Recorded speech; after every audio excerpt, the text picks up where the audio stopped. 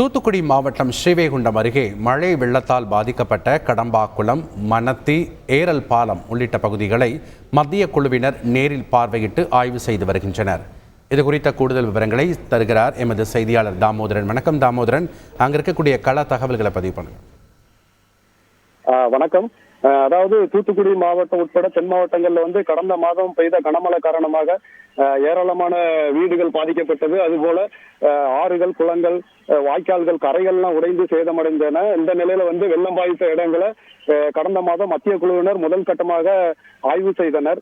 அது முழுமையாக ஆய்வு செய்ய முடியாத நிலை ஏற்பட்டது. ஏனென்றால் அங்கு இந்த மழை வெள்ளம் பாதித்த இடங்களில் மழைநீர் வடியாமல் இருந்ததனால் அவர்களால் செய்ய முடியவில்லை. இந்த நிலையில இன்று மீண்டும் தேசிய மேலாண்மை குழு ஆலோசகர் கலோனல் KP சிங் தலைமையில 7 பேர் கொண்ட குழுவினர் ஆய்வு செய்தனர். காலை இரு பிரிவுகளாக அவர்கள் பிரிந்து காலையில தூத்துக்குடி பகுதிகளில் ஒரு குழுவும், ஸ்ரீவைகுண்டம் பகுதியில ஒரு குழுவும் ஆய்வு செய்து வந்தனர்.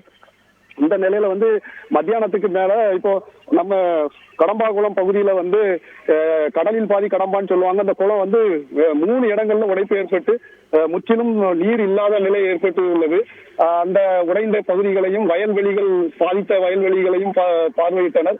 அதன் பின்னர் இந்த மணத்தி பகுதிகளில் வெள்ளம் பாதித்த பகுதிகளில் அந்த பயிர்கள் எல்லாம் பாதிக்கப்பட்டு இருந்தது. அந்த பயிர்கள் எல்லாத்தையும் காட்சிக்கு வைக்கப்பட்டிருந்தது. அந்த இதையும் பார்வையிட்டு அதுக்கப்புறம் அங்கிருந்து ஏரல் பகுதிக்கு வந்தாங்க. ஏரல் பகுதியில ஒரு மேம்பாலம் பெரிய பாலம், அது தற்போது கட்டப்பட்ட பாலம். அந்த பாலத்துல உடைப்பு ஏற்பட்டு போக்குவரத்து துண்டிக்கப்பட்டது. பிறகு 7 நாட்களுக்கு பிறகு தரைமட்ட பாலம் வழியாக தற்போது தற்காலிகமா போக்குவரத்து சென்று கொண்டிருக்கிறது. அதையும் பார்வையிட்டு பின்னர் அங்குள்ள ஒரு அரிசி ஆலையில ஏராளமான சேதம் ஏற்பட்டிருந்தது. அதையும் பார்வையிட்டு அங்குள்ள வியாபாரிகளிடம் விவரங்களை கேட்டறிந்தார். பின்னர் ஏரல் தாலுகா அலுவலகம் சென்றார். அங்கு கணினி உட்பட ஏராளமான பொருட்கள் மழை வெள்ளத்துல சேதமடைஞ்சு பாதிப்படைந்தது. அதையும் பார்வையிட்டார்.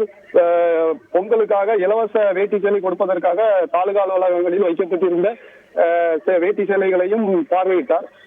பின்னர் அங்கு ஏற்கனவே வீடியோ எடுத்து வைத்திருந்தார்கள். அந்த வீடியோ அந்த டிவி மூலமாக பார்வையிட்டு வெள்ளம் பாதித்த இடங்களை காட்சியாக வைத்திருந்தார்கள். அதையும் அலுவலகத்தில் வைத்து பார்வையிட்டு வருகிறார்.